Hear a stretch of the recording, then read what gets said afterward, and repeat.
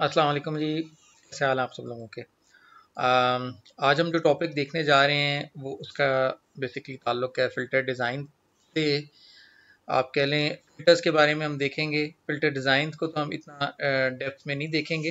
जो analogue filter हैं जो जिनको आप पहले अपने मुख्तलिफ कोर्सेज में देखते हैं, उनका एक हम लाइट सा ओवरव्यू लेंगे। उनकी एप्लीकेशन के पर्सपेक्टिव से किस तरीके से वो चीज़ें यूज़ हो रही हैं, और हम बेसिकली अपने इस कोर्स के हिसाब से उन चीज़ों को किस तरह यूज़ कर सकते हैं, उनका पर्सपेक्टिव हम किस तरीके से क्लियर कर सकते हैं कि फ़िल्टर्स जो हैं वो क्या काम कर रहे होंगे।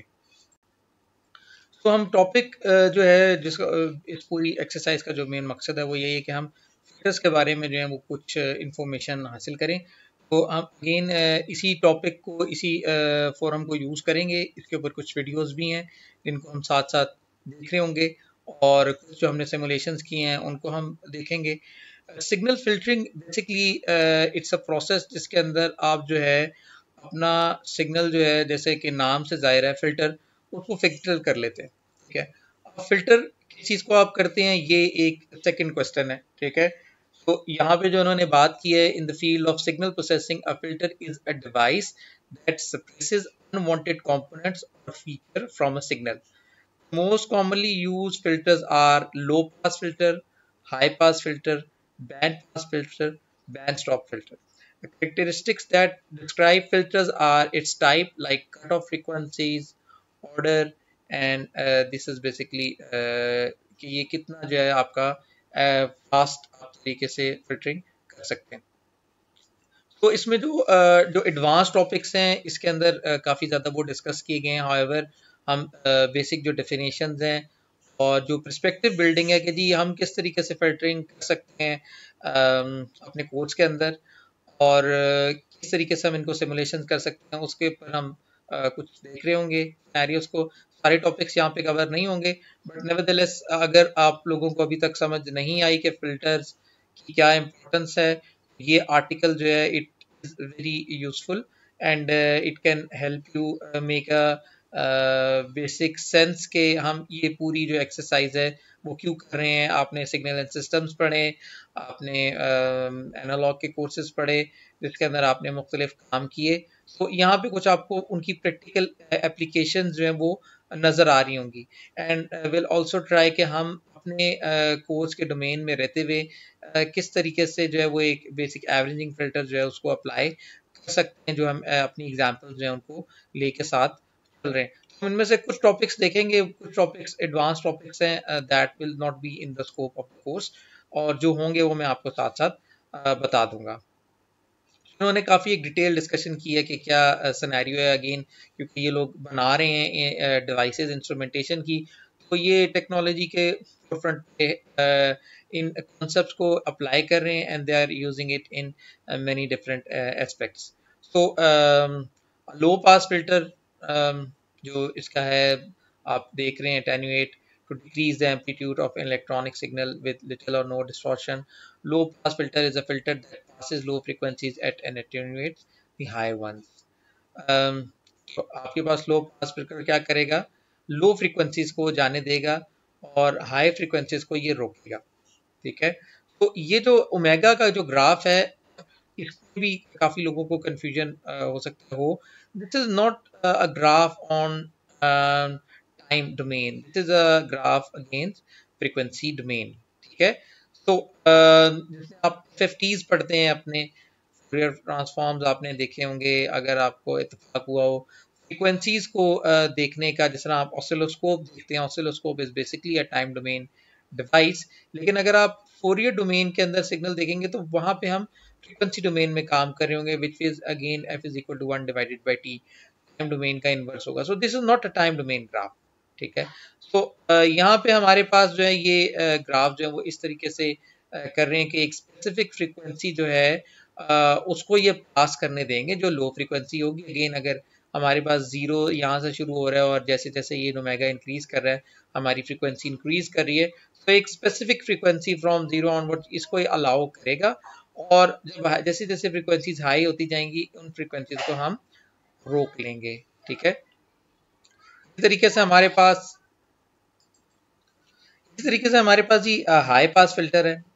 हाई पास फिल्टर यही काम करेगा, अ filter that passes the high frequencies and attenuates the lower ones। तो जो हायर फ्रीक्वेंसीज आ रही होंगी इसके कट ऑफ से आगे, वो उनको ये अलाउ करेगा, और जो लोअर फ्रीक्वेंसीज होंगी उनको ये क्या करेगा, रोक देगा। ठीक है। बैंड पास फिल्टर क्या काम कर रहा होगा कि एक filter that passes only frequencies in a specific band. ठीक है। और एक स्पेसिफिक बैंड जो होगा उस तक की फ्रीक्वेंसीज को जाने देगा, और आगे पीछे की जो फ्रीक्वेंसीज होंगी उनको ये कट ऑफ कर देगा। और band stop is a filter that only attenuates frequencies in a specific band. ठीक है। तो एक स्पेसिफिक बैंड के अंदर ये फ्रीक्वेंसीज को जो है वो क्या करेगा, उनको रोक देगा और बाकी फ्रीक्वेंसीज को ये जाने देगा। ठीक है। तो इसके अंदर जो कीवर्ड्स यूज होते हैं, like notch filter, a filter that rejects only a specific frequency, com filter has multiple regular space narrow pass band, all pass filter passes all frequencies but the phase of the output is modified, cutoff frequency, the frequency beyond which the filter will not pass a signal, a roll off, the rate at which attenuation increase beyond the cutoff frequency, and the stiffness of the transition between pass band and stop band. ठीक है। And then transition band, the band of the frequency between the pass band and the stop band. तो ये इसके कुछ terminologies हैं जो basically आप इसमें यूटिलाइज कर रहे हैं। तो जब हम फिल्टर की डोमेन में बात करेंगे तो हमारे पास दो ब्रॉडर कैटेगरीज होंगी इन टेक्निक्स को जो हमने ऊपर देखा उनको इम्प्लीमेंट करने के लिए। इन कैटेगरी में एक हमारे पास एनालॉग फिल्टर्स हैं और एक हमारे पास डिजिटल फिल्टर्स हैं। Analog filters are basic block of signal processing and are designed to operate on a continuous signal. The signal has the value at every instance of time because again it's the analog signal, and they are electronic circuit that are dependent on the element that they use. So if we try to implement analog filter, we have two approaches. One is the passive approach in which we will use capacitors, inductors and sometimes resistors जो आपने पढ़े होंगे मुख्तलिफ RC, RL, RLC, LC, जिनके अंदर कोई भी हम जो है ना ऑप एम्प यूज नहीं करें, हम कोई पावर सप्लाई उनको उस तरीके से कोई एक्टिव कंपोनेंट हम यूज नहीं कर रहे, तो वो हमारे पास बेसिकली क्या होंगे, पैसिव डिवाइसेस होंगी। ठीक है। पैसिव डिवाइसेस के अपने एडवांटेजेस होंगे, अपने डिसएडवांटेजेस होंगे। And then second technique of implementing all the filters that we have seen above, like low pass, alpha, high pass, band stop, और जितने filters भी हमारे पास हैं, we can also implement them with the active elements. Active element includes op amps or a specific combination of op amps that give desired result, or active elements such as amplifier combined with passive elements can give these things. So they can be linear or non-linear depending upon the type of equation that describes them. Most analog filters have infinite impulse response, and this means that the impulse response of the filter in theory will never reach zero, but in real application the signal will approach zero and can be neglected. तो ये हमारे पास जो लो pass filter है उसमें एक resistor होता है और एक कैपेसिटर होता है। आप एक सिग्नल देते हैं इनपुट के ऊपर, और वो सिग्नल जो है वो एक स्पेसिफिक फ्रीक्वेंसी को आगे जाने देगा और एक स्पेसिफिक फ्रीक्वेंसी को वो रोक देगा। आई थिंक ये काफ़ी कॉमन सी एक है फिगर जिसको आपने काफ़ी अरसे से देखा है, और इसको आपने डेफिनेटली ट्राई आउट भी किया होगा अपनी लैब्स के अंदर, और समझा होगा कि ये किस तरीके से बेसिकली काम करता है, इसकी क्या इक्वेशन निकल रही हैं। तो वैसे मैं एक साथ जो है एक पर्टिकुलर डॉक्यूमेंट आपके साथ भेज दूंगा जिसके ऊपर हमने प्रोटीज की सिमुलेशन जो है उनको एग्जीक्यूट किया है, और आप उसको रिकॉल भी कर सकते हैं। This is the first order low pass filter. इनके बारे में आपने मज़ीद इंफॉर्मेशन देखनी हो तो you can search on the internet and find different videos. इनके अंदर काफ़ी इसकी डिटेल के अंदर इन्होंने बताया हुआ है कि how are these filter and how will these filters work. So इनको भी जो है वो आप बेसिकली क्या है वो देख सकते हैं। तो जो भी हमारे पास सिग्नल आ रहा है वो एक फिल्टर से गुजर रहा है, और फिर हम डिसाइड करेंगे हम किस सिग्नल किस फ्रिक्वेंसी को आगे जाने के अलाउ कर रहे हैं। तो आप लोगों ने ये बेसिकली डॉक्यूमेंट देखा होगा जिसके अंदर आप एक लो पास फिल्टर डिज़ाइन कर सकते हैं। इसके अंदर जो जो चीज़ें देखने वाली आपने लैपलास ट्रांसफॉर्म्स अप्लाई किए होंगे और ये छोटे छोटे न्यूमेरिकल्स हैं, इनको सॉल्व किया होगा। इसकी हम सिमुलेशन के परस्पेक्टिव से इसका एक फास्ट एनालिसिस कर लेंगे कि जिनका परस्पेक्टिव क्लियर नहीं है, दिनों के ये किस तरीके से काम कर रहे हैं। तो इन्होंने यहाँ पे थ्योरेटिकली बताया कि जी हमें कट ऑफ फ्रीक्वेंसी लेट से चाहिए 10 kilohertz, and then let's choose the R1 as 1 kilo ohm and C is approximately 16 nanofarad. तो हमें कट ऑफ फ्रीक्वेंसी जो है वो 10 किलोहर्ट्ज के अप्रॉक्स मिल रही होगी। जब आप इसका ये सिमुलेट करेंगे तो आपको जो है वो इसका जो है वो जो है होगा आपके पास एम्पलीट्यूड प्लॉट, वो आपको पता चल जाएगा कि एक स्पेसिफिक फ्रीक्वेंसी के ऊपर ये किस तरीके से जो है वो अपना ग्राफ शो कर रहा है। तो इसको हम जो है वो एक सिमुलेट करके देखते हैं।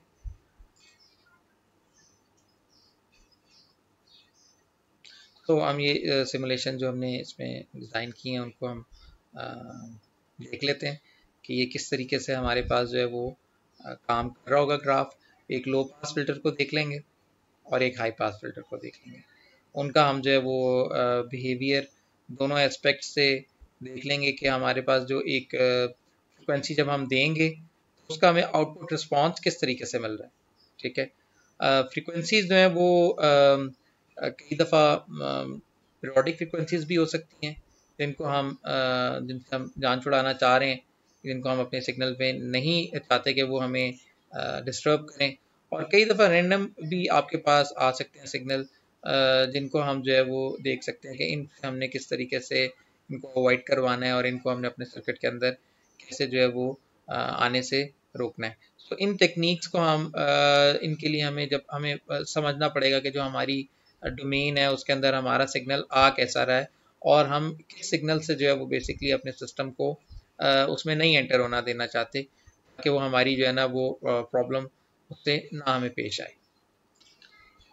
तो हमने ये ग्राफ जो है वो जिस तरह का आपने डॉक्यूमेंट में भी देखा था उसी हिसाब से हमने इसको बनाया है और हमें इसको इनपुट के ऊपर जो है वो एक स्पेसिफिक जो है वो वेव दे दी है। आप इस वेव को डबल क्लिक करके चेंज भी कर सकते हैं और देख सकते हैं कि क्या इसमें जो है आपने इसमें क्या सना। अभी हमने इसका 1 जो है वो वोल्ट का एम्पलीट्यूड रखा हुआ है। ठीक है, और इसको आप जो अगर चेंज करना चाहें you can change that thing as well. तो जब आप इसको देंगे इनपुट देंगे और यहाँ पे हमारे पास R5 के अक्रॉस हम जो है वो आउटपुट ले लेंगे। ठीक है, और ये हमारे पास इनपुट आ रही होगी और यहाँ पे हमारे पास आउटपुट आ रही होगी और जो इक्वेशन है इसकी उसी हिसाब से अप्रॉक्सीमेटली आप देख सकते हैं 10 किलोहर्ट्ज़ के ऊपर जो है ये अपना जो है वो ग्राफ इसका कट रहा होगा। ठीक है, यहाँ पे हमारे पास इसकी कट ऑफ फ्रिक्वेंसी आ रही है। ये हमारे पास बेसिकली क्या है, एक लो पास फिल्टर को हमने इम्प्लीमेंट किया है। ये ग्राफ जो है वो आप राइट क्लिक करके जब करेंगे तो ये सिमुलेट हो जाएगा ग्राफ।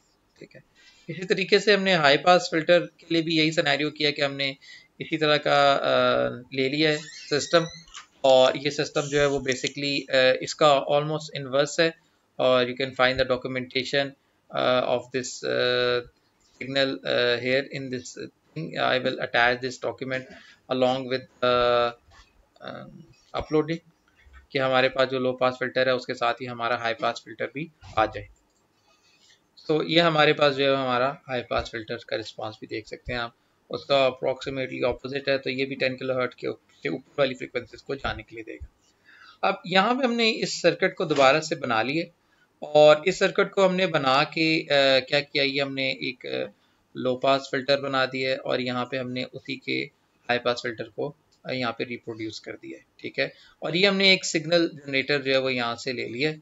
ठीक है, और ये जो हमारे पास सिग्नल जनरेटर होगा ये हमारे पास मुख्तलिफ जो है सिग्नल्स हैं उनको फ्रिक्वेंसीज को हम जनरेट करवा सकते हैं। ठीक है, तो हम क्या करेंगे, हम फ्रिक्वेंसीज को जनरेट करवाएंगे और जब हम फ्रिक्वेंसीज को जनरेट कराएंगे तो हमने आउटपुट के ऊपर एक ऑसिलोस्कोप लगा लिए। ऑसिलोस्कोप का ए चैनल हमें ओरिजिनल सिग्नल दिखाएगा जो बेसिकली इस लो पास फिल्टर की इनपुट पे भी जा रहा है और हाई पास फिल्टर की इनपुट पे भी जा रहा है। ठीक है, तो ये हमें बेसिकली क्या दिखा देगा, जो हमारे पास हमारा टोटल सिस्टम है उसको हमें दिखा देगा। ये हमने बता दिया लो पास और ये हमने हाई पास। तो यहाँ पे हमने बेसिकली आपको बताया कि सिग्नल जनरेटर बना दिया। ये एक लो पास फिल्टर है, ये एक हाई पास फिल्टर है। दोनों की फीड जो होगी वो हम एक ही देंगे। ठीक है। यहाँ पे आप देख सकते हैं कॉमन फीड इधर भी जा रही है R7 में, कॉमन फीड C4 में भी जा रही है, और एक नोड हमने इसका A चैनल में लगा दिया। जो ऑसिलोस्कोप का B और C चैनल है, B channel is connected to the output of the low pass filter, and C channel is basically connected to the output of the high pass filter. सबको एक ही जैसी फीड आ रही है। अब मैं सिमुलेशन को रन करता हूँ, लेट्स सी कि हमारे पास इसके रिजल्ट्स किस तरीके के आते हैं। तो आपने ये हमारे पास सिग्नल जनरेटर आ गया, और ये हमारे पास इसकी आउटपुट है ऑसिलोस्कोप के ऊपर। तो हमारे पास जो ब्लू चैनल है that is the output of the high pass filter, low pass filter, and जो पर्पल है हमारे पास सी चैनल है, और वो हमारे पास क्या है, हाई पास फिल्टर की जो है वो आउटपुट आ रही है। So yellow is the input and this is for the low pass filter blue, and this is for the high pass filter. अभी जो हमने इसकी फ्रीक्वेंसी सेट की हुई है इट्स अप्रोक्सीमेटली 10 किलोहर्ट्ज, ठीक है। so, अगर मैं फ्रीक्वेंसी को कम करूंगा, आप देख सकते हैं कि हमारे पास जो है वो बेसिकली क्या होगा कि हमारी जो वेव्स होंगी वो आपको यहाँ पे नज़र आना शुरू हो जाएंगी, ठीक है। यहाँ पे इसको हम ऑसिलोस्कोप से थोड़ा सा, जो लोअर फ्रिक्वेंसीज हैं वो हमारे पास यहाँ पे जा रही हैं, लेकिन जैसे ही मैं इस फ्रिक्वेंसी को हाई कर लूँगा, 10 किलोहर्ट्ज से ऊपर ले जाऊँगा, तो मेरे पास जो इनपुट है वो आपको यहाँ पे नज़र आ रही होगी, ठीक है। इनपुट तो वैसी ही है जैसे उसे होना चाहिए, और जो मेरे पास हाई पास फिल्टर है वो जो फ्रीक्वेंसीज थी 10 किलोहर्ट्ज से ऊपर की वो उनको जाने दे रहा है। 10 किलोहर्ट्ज का मुझे क्या पता चल रहा है, ये फ्रीक्वेंसी जनरेटर है, यहाँ से मैं सिग्नल्स को जनरेट कर रहा हूँ। तो 0.1 kilohertz, 1 kilohertz, 10 kilohertz, and then 0.1 megahertz, and then 1 megahertz, ठीक है। तो ये एक बेसिकली थ्रेशोल्ड है कि अगर मैं 10 किलोहर्ट्ज पे ही रखता हूँ, मेरा बिहेवियर फर्क है फ्रीक्वेंसीज का, ठीक है। यहाँ पे अभी मेरे पास जब फ्रीक्वेंसी चली गई है 10 किलोहर्ट्ज से अबव, तो मेरे पास हाई पास फिल्टर जो है उसने अपना काम शुरू कर दिया है, और उसने जो इनपुट आ रही है उसे आउटपुट के ऊपर कम अटेन्यूएशन के साथ उसने आउटपुट पे जाने दे दिया, जबकि जो मेरे पास ब्लू लाइन है वो तकरीबन ख़त्म हो गई है, ठीक है। अगर आप इसे बहुत ही ज़्यादा जूम करेंगे, इसमें आई थिंक इससे ज़्यादा और जूम हो भी नहीं रहा, लेकिन ये ऑलमोस्ट जो है वो ख़त्म हो गई है, ठीक है। इसको नहीं जाने दे रहा लो फ्रिक्वेंसीज। तो ये हमारे पास, लेट से मैं इसको वापस 10 किलोहर्ट्ज पे लेके जाता हूँ। सो 10 किलोहर्ट्ज के ऊपर मैं जब लेके जाता हूँ तो बेसिकली ये बिल्कुल कट ऑफ पॉइंट ही चल रहा है।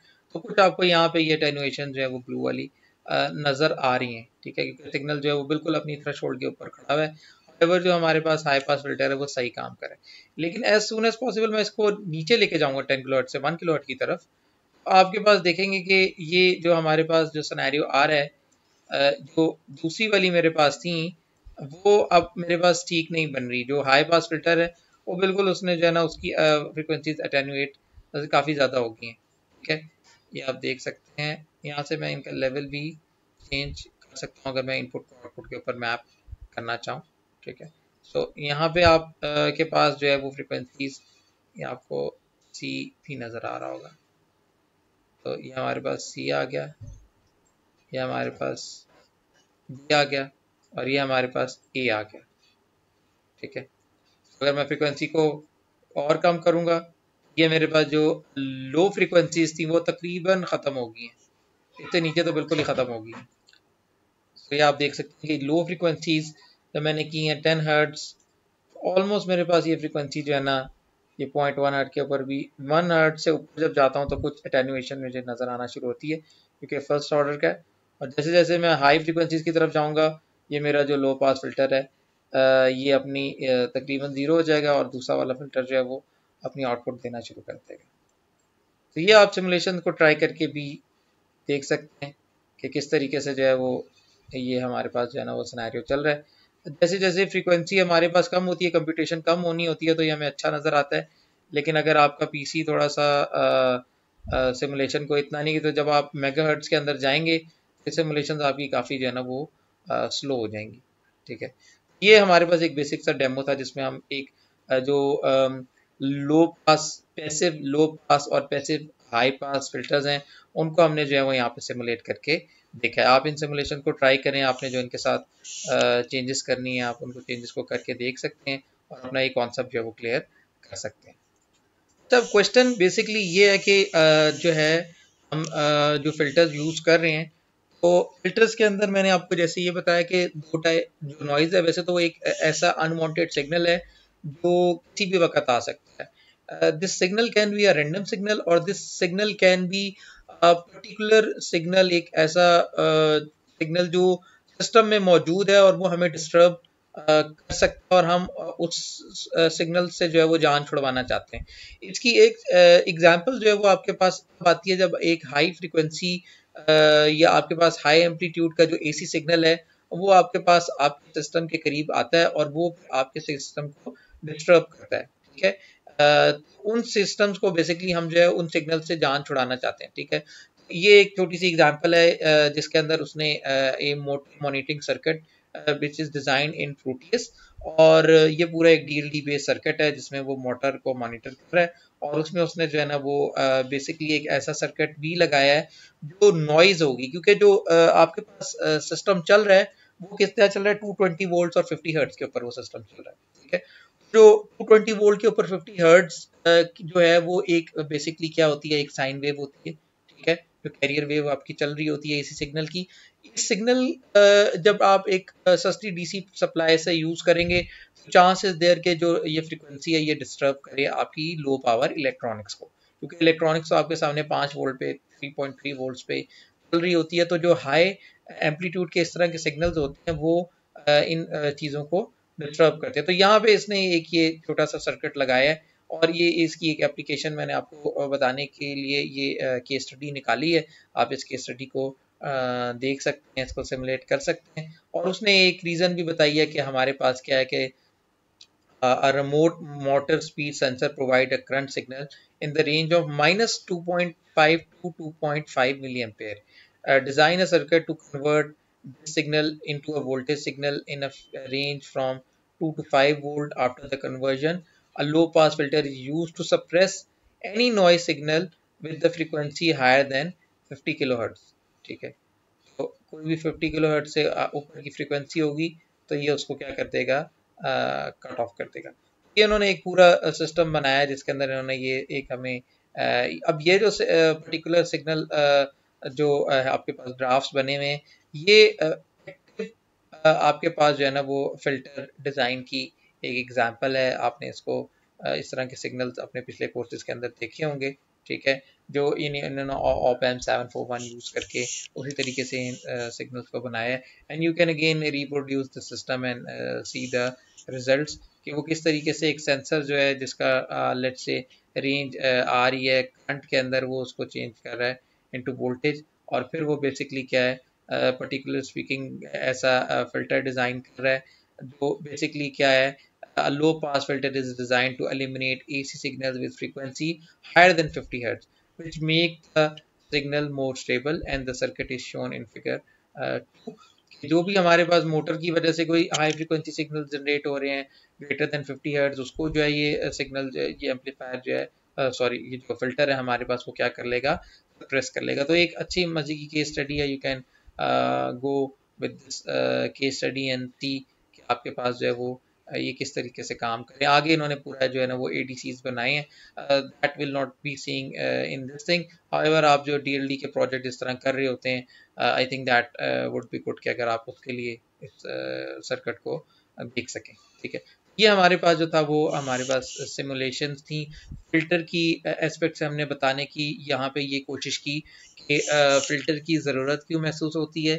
ठीक है, जो हमारे पास पैसिव फिल्टर्स हैं वो क्या हैं, और उनकी हमने एक सिमुलेशन देखी, और एक्टिव फिल्टर्स जो हैं वो क्या हैं और उनका जो है ना हमने उनका एक रोल देखा। तो हम कुछ को कंक्लूड करेंगे। अब वापस हम अपनी जो हमारे पास था कि जिस तरह एक हमारे पास एक्टिव फिल्टर हमारे पास एक्टिव फिल्टर्स में एनालॉग फिल्टर्स हैं, इस तरह हमारे पास डिजिटल फिल्टर्स भी हैं। ठीक है, डिजिटल फिल्टर्स और एनालॉग फिल्टर्स जो हैं अपने पिछले कोर्सेज में पढ़े। डिजिटल फिल्टर जो है वो हम उसकी एक बेसिक सी एग्जांपल देख लेंगे और will implement it in our code. What is a digital filter? A digital filter is a signal processing system that performs mathematical operation on sampled data. Sample data यही वही है जिसको हमने ADC के अंदर बात की थी कि जो हमारे पास जो एनालॉग सिग्नल है इट्स अ कॉन्टिन्यूस सिग्नल, लेकिन उसको हम क्या कर देते हैं, उसको सैंपल करते हैं डिस्क्रीट पॉइंट्स के ऊपर और वो हमारे पास क्या होता है फिर डिस्क्रीट टाइम के ऊपर हमारे पास सिग्नल बन जाते हैं। तो ये आपके पास कुछ डेफिनेशन हैं। यहाँ पे हमारे पास उसी तरह के कुछ ग्राफ्स हैं कि हम इसमें भी टाइप्स हमारे पास वही हैं जो एनालॉग फिल्टर्स में थी, low pass filter, high pass, band stop. Cut off frequencies हैं जो बता रही हैं कि कहाँ पे आपका जो है वो कट ऑफ आएगा। उसके बाद ऐसी बात है, this is not ideal world, यहाँ पे हमारे पास थोड़ी इसकी जो है वो ये स्टीपनेस जो है वो आ रही होगी। ये जितना अच्छा फिल्टर होगा उतनी ये स्टीपनेस आपकी क्या होगी, नीचे की तरफ टुवर्ड्स आइडियल हो जाएगी। बिकॉज आइडियल रिस्पॉन्स कुछ इस तरह का होना था कि यहाँ पे ये आता और जैसे ये पॉइंट आती ये बिल्कुल नीचे आ जाता, but this world is not ideal. ठीक है, यहाँ पे हमारे पास जो रिस्पॉन्स है उसमें ये कुछ इसकी जो है वो स्लोप बन रही होगी। जितना फिल्टर का ऑर्डर बेहतर होगा उतनी इसकी जो स्लोप होगी वो कम होगी, on that it will be a good filter. ठीक है, तो ये हमारे पास एनालॉग डाटा है। ठीक है, और अगर हम इसको डिस्क्रिटाइज करेंगे ये इस तरह के जो है ना वो सैम्पल पॉइंट्स पढ़ेंगे। या आपने सिंगल सिस्टम्स के अंदर इस तरह के पॉइंट्स देखे होंगे। ठीक है, इनके ऊपर मुख्तलिफ टेक्निक्स, डिजिटल टेक्निक्स अप्लाई की होंगी। सिग्नल सिस्टम पढ़ाने का एक मकसद यही है कि जो सिग्नल्स हैं उनको समझा जा सके, उनकी बेसिक नोयत को समझा जा सके when they are converted to digital domain further analysis. ठीक है, तो ये हमारे पास जो कंपैरिजन इन्होंने दिया हुआ है, you can go with and this thing. So digital filters, analog filters, they are high accurate, lesser accurate due to component tolerance, क्योंकि हर component अगर आपने एक एक्टिव फिल्टर यूज किया उसके अंदर 10 तरह के आपके पास रेजिस्टर्स, कैपेसिटर्स लगे हुए हैं, इंडक्टर्स लगे हुए हैं, ऑप एम्प्स लगे हुए हैं, हर एक की अपनी अपनी टॉलरेंस होगी जिसकी वजह से जो ओवरऑल सिस्टम है उसमें फर्क आ रहा होगा। लीनियर फेज है ये हमारे पास इसमें एनालॉग फिल्टर में नॉन लीनियर फेज है। No drift due to component variation, drift due to component variation. Flexible adaptive filtering possible, adaptation of filter is difficult. Easy to simulate and design, difficult to simulate and design. ठीक है, and computation must be completed in sampling period, limits real time operation. Analog filters required at high frequencies for anti-aliasing filters. ठीक है, तो यहाँ पे ये क्या है कि अगर आपने डिजिटल फिल्टर यूज करने हैं तो यहाँ पे ये एक आप समझ लें इसका है कि आपका सैंपल प्रोसेसर है that must be fast enough कि वो अगला सैंपल आने से पहले अपना जो है ना वो रिक्वायर्ड अपने प्रोसेसिंग के लिए enough resources, enough computation power, enough आपकी प्लस जो स्पीड है वो रखता हो। ठीक है, और हाई जैसे जैसे फ्रीक्वेंसी ज़्यादा होती जाएंगी डिजिटल फिल्टर्स जो है वो थोड़ा सा उनको टफ हो जाएगा उनके साथ काम ना। अगर एनालॉग फ्रीक्वेंसी जो है filters at high frequency are basically use, जो हमारे पास RF वगैरह जो रेडार वगैरह हैं उसमें अक्सर फ्रंट एंड के ऊपर एनालॉग फ्रंट एंड ही हम यूज़ कर रहे होते हैं। Require high performance ADCs, DACs and DSPs, analog to digital converter, digital to analog converter. अगर एनालॉग फिल्टर्स के लिए आपको नो ADCs, DACs और DSP रिक्वायर्ड, ये मेन इसका फ़ायदा है। ठीक है, तो ये हमारे पास पर्टिकुलर इसका एस्पेक्ट आ गया। एक हम इसकी जो है वो की स्टडी देखते हैं। तो ये हमारे पास एक केस स्टडी है जिसके अंदर आप देख सकते हैं कि इनका अपना पर्टिकुलर वैसे तो सॉफ्टवेयर है, लेकिन लेट्स सी दिस।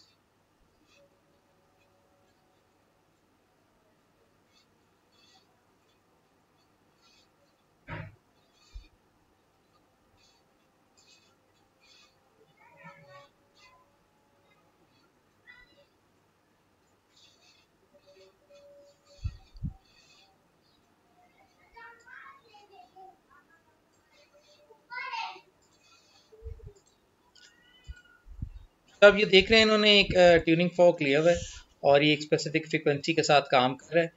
अगर ये लो फ्रीक्वेंसीज हैं तो ये उसको पास करने दे रहे हैं। ठीक है, लेकिन जैसे ये हाई फ्रीक्वेंसीज आएंगी, अब ये ट्यूनिंग फॉर्क जो है वो बेसिकली यहाँ पे रॉ सिग्नल है। ये देखें जब जैसे उन्होंने हल्का सा उसे वाइब्रेट किया तो ये बेसिकली वेव जनरेट हुई और ये वेव्स हमें डिजायर्ड थी तो हमने इनको आने दिया, हमारे सिस्टम ने जो डिजिटल सिस्टम है उसने इन्हें अलाउ कर दिया।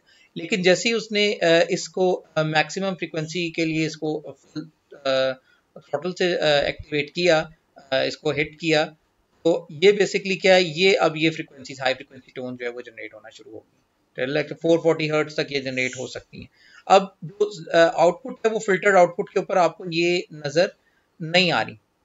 ठीक है, तो this is basically a particular application के इसके अंदर आपके पास जो है वो आपको जो सिग्नल रिक्वायर्ड है वो आप डाल सकते हैं और जो सिग्नल रिक्वायर्ड नहीं है वो आप नहीं डाल सकते। इनके पर्टिकुलर सॉफ्टवेयर के अंदर आप ये मुख्तलिफ काम करके देख सकते हैं और यहाँ पे हम ऑफलाइन एनालिसिस भी इसका कर सकते हैं।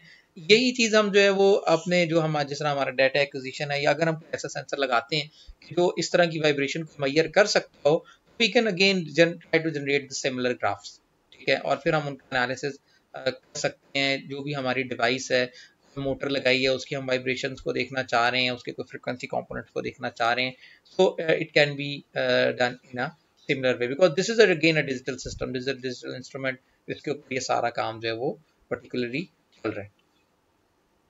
तो इस केस स्टडी को भी आप लोग लाजमी देखिएगा और इसको जो है वो हम पर्टिकुलरली आगे फर्दर देख लेंगे।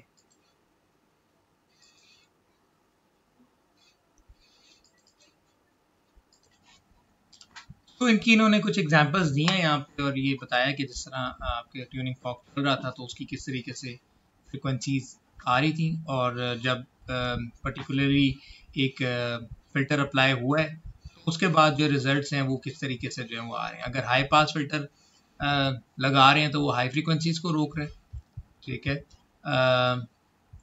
सॉरी लो पास फिल्टर लगा रहे हैं तो वो लो फ्रिक्वेंसी को आने दे रहा है और हाई पास को रोक रहा है, और अगर वो हाई पास फिल्टर लगा रहे हैं तो वो लो फ्रिक्वेंसीज को, जो ये रेड वाली है ये लो फ्रिक्वेंसीज है, इनको वो क्या कर रहा है, रोक रहा है, और हाई फ्रिक्वेंसीज को जो है वो आने दे रहा है, ठीक है। तो ये एक विजुअलाइजेशन है जिससे आपको एक अंदाज़ा हो सकता है कि क्या सिनेरियोज हैं। और अब हम बेसिकली जो हमारा एक फ़िल्टर है, एक डिजिटल फ़िल्टर की एक बेसिक सी जो टर्मिनोलॉजी है उसको अगर हम एग्जीक्यूट करें और उसको हम देखें कि जब हमारे सिस्टम्स हैं उसके अंदर कोई ऐसी इनपुट आ रही है, ठीक है, ऐसी इनपुट आ रही है जिसको आप प्रिडिक्ट नहीं कर सकते मे बी, ठीक है, यानी हम जो यहाँ पे केस देख रहे होंगे वो हम ऐसा सिग्नल के लिए देख रहे हैं कि हमारे पास एक रैंडम सिग्नल आ रहा है और हम उसको एक एवरेजिंग के थ्रू जो है वो रिमूव करना चाह रहे हैं, ठीक है। This was again previously discussed as well और इसमें हमने इसकी इस वक्त डिटेल्स नहीं देखी थी, ठीक है।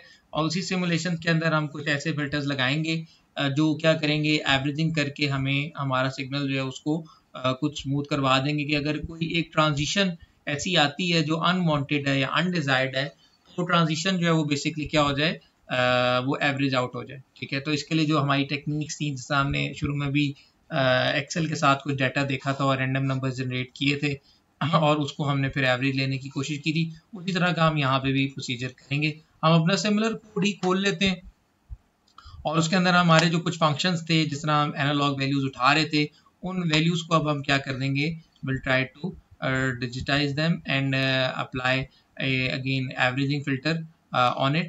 पहले हम जो वैल्यूज ले रहे थे वो हम वैल्यूज कैसे ले रहे थे कि हम एक रॉ वैल्यू जो थी डायरेक्ट उठा रहे थे और उसको हम जो है वो एक डायरेक्ट फंक्शन के अंदर पुट कर रहे थे which was mapping that raw value in a range of 0 to 20 volt और ADC की जो वैल्यू थी वो 0 से 1023 के दरमियान आ रही थी, ठीक है। And then we basically used a function जिसने क्या करना था कि फ्लोटिंग के लिए जो है ना वो हमने एक फंक्शन देख लिया जो फ्लोट वैल्यू को जो है वो बेसिकली मैप करवा देता था और एज अ रिजल्ट जब हम उसको चला रहे थे तो हमें क्या मिल रहा था, जो हमारे पास फ्लोटिंग पॉइंट्स थे उनके अंदर भी हमें वैल्यूज जो है वो हमारी मिल रही थी। अब यहाँ पे मैंने एक दूसरा फंक्शन छोटा सा बनाया है जो क्या करेगा कि जो वोल्टेज की एवरेज वैल्यू आ रही है उसको बेसिकली फ्लोट में मैप कर देगा, ठीक है। और यहाँ पे एक कुछ पैरामीटर्स नए ऐड कर दिए हैं, यानी कि आप यहाँ पे एवरेजिंग नंबर डाल सकते हैं कि आपको कितनी वो रीडिंग्स ले, 1 रीडिंग ले, 10 रीडिंग ले, 100 रीडिंग ले, ठीक है। वो यहाँ पे आप उस वैल्यू को यहाँ पे फीड कर सकते हैं। ये ऑटोमेटिकली जो कोड होगा ये बेसिकली क्या कर देगा, उतनी नंबर्स की एवरेज जो है उसको ले लेगा, ठीक है। हमारे पास जो भी हमारा फंक्शन है, ये हमने खुद अपना पर्टिकुलर फंक्शन बनाया है, इसकी डेफिनेशन में आपको अभी नीचे दिखा दूंगा। ये वो पोर्ट है जिसको हम चाह रहे हैं कि वो रीड करे, A0 पे पोर्ट जिसके ऊपर हमारे पास क्या लगा हुआ है, हमारा जो वोल्टेज सेंसर है that is basically connected on the A0 port और हम इस A0 पोर्ट के इस सेंसर को बेसिकली रीड करवाना चाह रहे हैं जो हमारे पास ऑर्डिनो पे ही हमारा A0 पिन के साथ कनेक्टेड है, ठीक है। और यहाँ पे ये क्या है कि ये जो भी हमारे पास मोटर की वोल्टेज आ रही है, बैटरी वोल्टेज आ रही है जो इस स्टैंडर्ड मीटर के ऊपर आ रही है। हम चाह रहे हैं कि हम अपना एक इंस्ट्रूमेंटेशन डिवाइस बनाएं, तो उस वैल्यू को स्केल डाउन यहाँ पे करें और फिर कुछ प्रोटेक्शंस के साथ और कुछ हमारे पास ये हमने कैपेसिटर लगाया था कि वैल्यूज को हमारी को थोड़ी स्टेबलाइज हो जाए अगर उनके अंदर कोई वेरिएशंस आ रही हैं, and then we get a scale down value और उस वैल्यू को हमने अपने कोड से रीड करना है। तो ये 0 से हमने 102 0 की रेंज है, इसको मैंने थोड़ा सा चेंज किया था, इसको हम वापस 1023 कर देते हैं और फिर हमारे पास ये वोल्टेज है जिसको हम रीड करना चाह रहे हैं। और ये आखिर में जो नंबर है ये बेसिकली क्या है, एवरेजिंग के लिए हम इस नंबर को यूज कर रहे हैं कि हम 10 रीडिंग्स लेंगे और उन 10 रीडिंग्स को हम जो है वो बेसिकली एवरेज आउट करके कर लेंगे। ये पिछला कोड था जो सिर्फ रीडिंग लेता था और रीडिंग लेके ये उस पर्टिकुलर एस्पेक्ट से आपकी सिनेरियो चलाता था। तो यहाँ भी इन्होंने एवरेजिंग का फंक्शन जो है वो डाला हुआ था, ये अब एक फंक्शन नया जो है वो बना लिए, ठीक है, DC वोल्ट और ये करेगा, पिन बता दी, फ्लोट, ये जो स्लोप्स थी उनके लिए मिन मैक्स यानी x1 y1 और x2 y2 जो पॉइंट्स हैं वो आगे। और यहाँ पे हम बेसिकली क्या करेंगे कि जो भी हमारे पास एवरेज आई है नंबर उसको हम NAVG और उस तक हम लूप को चलाएंगे, ठीक है। और फिर हमारे पास जो कोड होगा वो क्या करेगा, average is equal to average plus जो भी पिन वैल्यू आई है, जितनी अगर हमने 10 दफ़ा की एवरेज चलाई है तो ये 10 दफ़ा लूप चलेगा, ये 10 दफ़ा उस लाइन के हिसाब से उस फॉर्मूले को लगाएगा और उसकी वैल्यू को कंप्यूट करेगा और डिवाइड फिर क्या कर देगा जो भी हमारे पास नंबर हमने एवरेज के तौर पे दिया था और फिर क्या कर देगा, हमारी रिटर्न एवरेज कर देगा। तो सिंपल सा बेसिकली कोड है जो एवरेजिंग कर रहा है और एवरेजिंग करके जो हमारी वैल्यू है उसको नॉर्मलाइज करेगा और नॉर्मलाइज करके आपको वैल्यू शो कर देगा। इस सिनेरियो के अंदर कोई भी अगर ऐसा एरर आता है या ऐसी नॉइज आती है जो अनवांटेड अनडिजायर्ड नॉइज है, उसकी आपकी जो ओरिजिनल वैल्यू है वो आनी चाहिए 5, ठीक है, लेकिन आपकी वैल्यू कभी भी 5 तो नहीं आएगी, कभी 3 आएगी, कभी 4 आ जाएगी, कभी 5 आएगी, लेकिन फिर 6 शायद हो जाए, ठीक है, फिर 5 हो जाए, 3 4, यानी वो वेरिएट कर रही होगी अपनी एक स्पेसिफिक रेंज के अंदर, क्योंकि एनालॉग वैल्यू है। कई दफ़ा वैल्यू के अंदर थोड़ी बहुत ही चेंज आ रही होगी, कई दफ़ा इंस्ट्रूमेंटेशन में थोड़ा बहुत इशू होगा, कई दफ़ा नॉइजेज एडिशनल ऐड हो रही होंगी, ठीक है। तो लेकिन अगर ये नॉइज आपके पास जो लेवल है जो ओरिजिनल 5 होना चाहिए था वो एकदम से 15 हो जाता है, तो क्या होगा कि अगर आपने एवरेजिंग की हुई है तो आपका जो 15 वैल्यू होगी वो राइटली 15 नहीं कंसिडर की जाएगी, वो एवरेज होगी उसकी 10 वैल्यू के ऊपर जिसमें से एक आउटलायर 15 हो, ठीक है, मे बी 3 4 5 5 6 5 6 15 6। तो जब आपने इस तरह वैल्यूज ली तो आपकी जो मेन वैल्यू थी वो क्या होगी, एवरेज आउट होके मे बी आपकी वैल्यू जो थी वो 15 जो थी, बाकी एवरेज जब बाकी नंबर्स के साथ तो वो 7 वैल्यू जो है वो कंसिडर 7 कंसिडर होगी रादर देन 15 कंसिडर होती। तो आपका कोई भी जिस तरह हमारे पास हमने इस जो भी हमने पर्टिकुलर कोड बनाया था उसके अंदर हमने ये सिनेरियो भी आपको याद है रखा था लास्ट टाइम, अगर करंट के ऊपर हम पर्टिकुलरली देख रहे थे कि अगर करंट 5 से कम हो तब ही हमारा सिस्टम जो है वो ऑपरेट करे, अदरवाइज जैसे ही हमारा सिस्टम 5 से बढ़ता है हमारा जो ओवरऑल सिस्टम है वो क्या कर जाए, वो शट ऑफ कर जाए, ठीक है। तो अगर इस तरह के सिनेरियो के अंदर आपकी अनफिल्टर्ड वैल्यू चली जाती है वो तो आपकी क्या करवा देगा, सिस्टम को पूरे के पूरे बंद करवा देगा कि यार आपकी वैल्यू गलत आई है, इवन दो वो 100 में से एक वैल्यू सिर्फ गलत आई, ठीक है। But there must be a method जिसके थ्रू आप उस वैल्यू को क्या कर दें, स्नप कर दें कि यार ये वैल्यू ठीक नहीं है, ठीक है। अगर तो नॉन सिग्नल्स हैं, आपके पास जो नॉइजेज आ रही हैं वो एक पैटर्न के ऊपर नॉइजेज हैं, तो तब आप फिल्टर्स यूज कर सकते हैं, अगर वो पैटर्न पे नहीं है तब भी आप फिल्टर्स को यूज जो है वो कर सकते हैं अगर आपके एनालॉग फिल्टर्स हैं या डिजिटल फिल्टर्स हैं। लेकिन स्पेसिफिकली जब हम डाटा ले रहे हैं हमें डाटा को लिए जो बेसिक से फिल्टर्स हैं इनको लगाना ज़रूरी है कि हम एवरेजिंग करें या हमको और ऐसी टेक्निक्स लगाएं जिनके थ्रू हमारी जो वैल्यूज मिल रही हों, वी आर श्योर कि ये वैल्यू जो है ये इसमें जो है ना वो मिस इन्फॉर्मेशन नहीं है, ठीक है। तो उसके लिए हमारे पास ये फिल्टर्स जो हैं वो यूटिलाइज हो रहे होंगे और इन फिल्टर्स को बहुत इजीली इंप्लीमेंट कर सकते हैं। एक बेसिकली आप कह लें एक डिजिटल फिल्टर आपने एक बना लिया है और ये क्या करेगा, सेंसर की वैल्यू को लेके अचोर ये कर रहा होगा कि अगली पिछली जो है वो 7 8 10 जितना भी आप फिल्टर का साइज देते हैं उतनी आप जो है वो वैल्यू लें और फिर आप जो है वो उनमें से जो उनकी एवरेज रीडिंग है उसको ले रहे हो, ठीक है। और फिल्टर का साइज अभी एक ये चीज़ है कि आप इसे बहुत बड़ा नहीं रख सकते। आप कहें नहीं मैं 1 लाख का फिल्टर बना लेता हूँ, ठीक है। अगर आप एक यहाँ पे रखेंगे 1 लाख, तो जाहिर सी बात है ये लूप फिर जो है वो 1 लाख टाइम चलेगा। और अगर लेट से 1 लाख टाइम चल रहा है और 1 मिली सेकेंड का ये डिले ले रहा है, तो यू कैन कंप्यूट के ये एक दफ़ा रीडिंग लेने के लिए इसको तकरीबन ये जो इसका अपना कंप्यूटेशन टाइम होगा मल्टीप्लाई बाय 1 मिली सेकेंड, तो 1 लाख मिली सेकेंड को आप कंप्यूट कर लें इंटू सेकेंड, तो उतना आपको ये एक लूप उतनी देर बाद रीडिंग देगा। तो अगर हम लेट से इसको रखते हैं 1000, ठीक है, तो ये एक रीडिंग जो आपको मिलेगी वो 1 सेकेंड के बाद मिल रही होगी, क्योंकि 1 मिली सेकेंड मल्टीप्लाई बाय 1000, और चले फिर आपकी ये भी कुछ ना कुछ इंस्ट्रक्शन इसके अंदर ले रही होंगी अप्रोक्सीमेटली आपको। अगर आप यहाँ पे 1000 एवरेजिंग रखते हैं तो ये 1 सेकेंड पूरा लेगा एक को कंप्यूट करने के लिए, विच इज अगेन जो है वो काफी बड़ा नंबर बन जाता है, ठीक है। ये अब आपकी अपनी पर्टिकुलर सैम्पलिंग स्पीड है कि आपको कितना फास्ट सैंपल चाहिए। अगर तो आपकी जो वैल्यू है वो अगेन इट्स लाइक टेम्परेचर और ह्यूमिडिटी, जो मे बी इतनी फास्ट चेंज नहीं हो रही, टेम्परेचर तो हो सकता है लेकिन जो बैरोमेट्रिक प्रेशर की हमने बात की थी वो इतनी जल्दी चेंज नहीं हो रही होती, ठीक है। तो आप जब सेकंड या 2 सेकंड के लिए आप बात करें तो आप बड़ा नंबर यहाँ पे रख सकते हैं, ठीक है।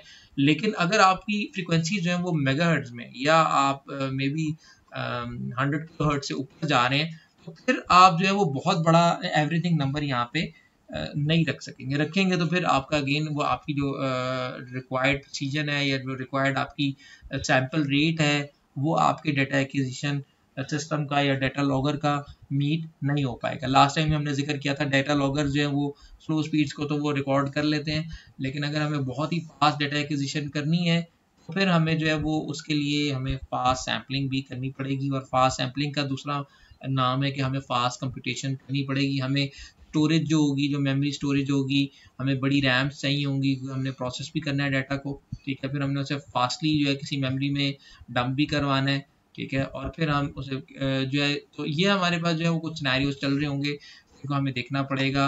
और ये जो है topic again it's very important. हमने देखा कि हम इसके बगैर भी, एवरीथिंग के बगैर भी अपना काम चला रहे हैं, ठीक है। लेकिन जो एक ग्लिच होता है, glitch may come and may not come, लेकिन जो उसका चांस है, जो लोग अपने सिस्टम के अंदर उसकी प्रोविजन ही नहीं रखते, तो they are surely asking for a failure, कि उनकी पूरी की पूरी डिवाइस जो है वो फेल हो जाए, ठीक है।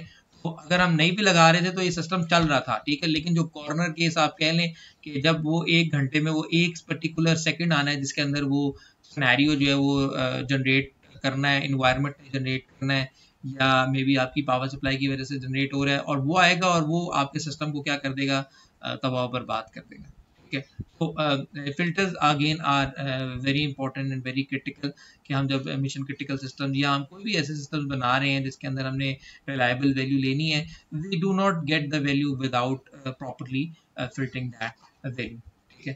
तो हमारे पास, मैं इसमें ट्राई कर रहा था कि मैं नॉइज़ भी किसी तरीके से सिमुलेशन के अंदर ऐड कर सकूं, बट मैं अभी तक इसके अंदर नॉइज़ नहीं ऐड कर सका हूँ। अगर कोई नॉइज़ ऐड करे सके तो बिल्कुल मुझे बताए कि कैसे उसने ऐड की नॉइज़, ताकि हमें कुछ वैल्यूज़ जो है, जिस तरह हम एक्सेल के अंदर देख रहे थे, हम यहाँ पे एडीसी के अंदर कुछ वैल्यूज़ डालें और वीसी के क्या रिजल्ट्स हैं वो हमारे पास जनरेट होते हैं फॉर द सिमिलर सिस्टम, ठीक है। तो मुझे इसके ऊपर आप लोग अपना फीडबैक दीजिएगा, आप लोग किस तरह समझ रहे हैं। आगे हम अगले वीक के अंदर मुख्तलिफ सेंसर की इंटीग्रेशन जो है उनको फर्दर कोशिश करेंगे कि हम इस सिस्टम के साथ लगाएं, और उनको फिर हम जो है वो अपनी मे बी डिस्कशन के अंदर लाएं। फिल्टर्स के लिए और जो डेटा एक्विजिशन सिस्टम्स हैं उसमें हमने अभी तक जो रैप अप किया है उसमें हमने यही किया कि हमने एक कंप्लीट डेटा एक्विजिशन सिस्टम बनाने की कोशिश की है, जिसमें हमने अगेन इनपुट बटन भी लगाए, वोल्टेज सेंसर लगाया, करंट सेंसर लगाया, मोटर चलाई, मोटर की स्पीड देखी। ये हो सकता है कि मोटर की जो आरपीएम्स हैं उनको भी कैलकुलेट, वो भी हमारा एक पार्ट था जो करना था, ठीक है। आई विल ऑल्सो ट्राई, आप लोग भी इसको ट्राई करें कि वोल्टेज जो मोटर का यहाँ पे आ रहा है पल्सेस, तो इसका एक स्टैंडर्ड मीटर दिखा रहा है मोटर की पल्सेस, आपका कोड भी दिखा रहा हो कि जी आरपीएम इतने चल रहे हैं, ठीक है। फिर हमने इसके साथ बेसिकली क्या काम किया, एसडी कार्ड लगाया, एसडी कार्ड के बाद हमने आरटीसी लगाई, हमने इसको इसकी हमने एक एक्सेल शीट बनाई, हमने बनाई। अभी ये जो है वो हमारे पास इस वाली सिमुलेशन के अंदर एसडी कार्ड की फाइल नहीं डली हुई, जिस वजह से ये एरर दे रहा है। बट नेवरदलेस आप लोगों ने इसको ट्राई करके देखना है, तो अपनी एसडी कार्ड की फाइल भी जो है वो इस सिमुलेशन के साथ ऐड ऑन कर दें and it will show that particular value. ठीक है, तो ये हमारा टोटल टॉपिक था जिसके अंदर हमने इन सारे सिनेरियोज को किया, और आप इसके ऊपर अपना फीडबैक दें, और साथ आप जो है वो कोशिश करें कि जो आपने अपने सिस्टम बनाए हैं, जो आपको प्रोजेक्ट के लिए हमने सिस्टम दिए हुए हैं, आप भी उसके साथ इन्हीं सिस्टम के साथ वो फर्दर जो है वो ऐड करें सेंसर, और उसकी फिर जो है वो अगेन जिस तरह मैंने एक आपको ये वीडियो बना के दिखाई है, हर ग्रुप को एक वीडियो अपनी इस सिमुलेशन की बनानी पड़ेगी, और वो वीडियो जो है वो उसके ऊपर आपको वीडियो प्रेजेंटेशन अपनी देनी पड़ेगी कि जी आपने क्या किया है। आपको ये पूरा कोड जो है वो हमें समझाना दोबारा से पड़ेगा कि यार ये इसका ये मकसद था, इसका ये मकसद था, और ये हर इंडिविजुअल जो ग्रुप मेंबर होगा वो ये वीडियो अपनी बनाएगा। बेशक आप लोग सेंसर्स जो हैं उनको कंबाइनली इंटीग्रेट कर लें, I have no issue with it, but जो पूरी वीडियो प्रेजेंटेशन है वो हर इंडिविजुअल अपनी इस सिस्टम की बनाएगा, और वो जो है वो फिर बेसिकली जो है उसको हम एक लिंक बनाएंगे जिसके ऊपर आप लोगों को ये वीडियोस अपलोड करनी पड़ेंगी। ठीक है, और वहाँ पे आपको ये शो करने पड़ेंगे। आप लोगों ने हमसे भी यूट्यूब चैनल बनवाए हैं, तो अब आप लोग भी जो है वो ये काम करेंगे और बताएंगे कि जी ये चीज़ें हमने बनाई हैं, ये इस तरह बनाया है, ये सेंसर हमने जीपीएस सेंसर लगाया है, हमने फलां सेंसर लगाया। कोड को आप पूरा डिस्क्राइब करें, जो आप सेंसर यूज कर रहे हैं उनको आप डिस्क्राइब करने की कोशिश करें। ठीक है, तो this will again be a part of the course. ठीक है, तो उसके अंदर जो है जो चीज़ें होंगी उनको हम फिर उस हिसाब से देख लेंगे। ठीक है, इंशाल्लाह नेक्स्ट वीक में हम देखते हैं कि हम इसको किस तरीके से आगे फर्दर लेके चल सकते हैं, और कौन कौन से सेंसर्स जो हैं वो हम फर्दर इंटीग्रेट कर सकते हैं। आप लोगों के ज़िम्मे यही सेंसर्स हैं कि आप स्पीड वाला सेंसर्स हैं उसको इंटीग्रेट करें, और जो आगे 3 सेंसर्स आप लोगों ने अपने लगाने हैं उनको इंटीग्रेट करें, उनके जो इंटरफेसेस हैं उनको समझें। जैसे अभी हम जो इंटरफेसेस हमने समझे हैं, वो हमने कौन कौन से इंटरफेसेस समझे, हमने डिजिटल इंटरफेस समझा है, हमने वोल्टेज वाला इंटरफेस समझा है। ठीक है, इसके अलावा कुछ जो है वो पोर्ट बेस जो हैं, जिस तरह जीपीएस है या जीएसएम, जीएसएम तो नहीं खैर आप कहेंगे, लेकिन तो कम्युनिकेशन बेस थे, जिस तरह 485 था या मॉडबस था, उसकी हमको या एक आध एप्लीकेशन जो है वो देख लेंगे। ठीक है, लेकिन ये पूरी इन्वायरमेंट ऑर्डिनो कंपैटिबल इन्वायरमेंट है, तो आपको ये भी देखना है कि सिमुलेशन को आपने सेट किस तरीके से करना है, और इस सिमुलेशन को सेट करने के बाद आप जो है वो इसके अंदर रिफाइनमेंट्स किस तरीके से जो है वो कर सकते हैं। ठीक है, तो इंशाल्लाह इसको फिर हम नेक्स्ट वीक में जो है वो फर्दर एलैबोरेट करते हैं, कुछ सेंसर इंटीग्रेशन और देखते हैं, और आप भी इस कोड के थ्रू ज़रा गो थ्रू हो जाएं, और इसको फिर जो है वो हम डिस्कस करते हैं इन कमिंग वीक। ठीक है जी, तो आर्टिकल्स यही हैं जो मैंने डिस्कस कर दिए, सिमुलेशन फाइल्स ये मैं सारी जो है वो अपलोड कर दूंगा ड्राइव के ऊपर, और आप वहाँ से फिर जो है उसको देख सकते हैं। ठीक है जी, ओके जी, थैंक यू वेरी मच।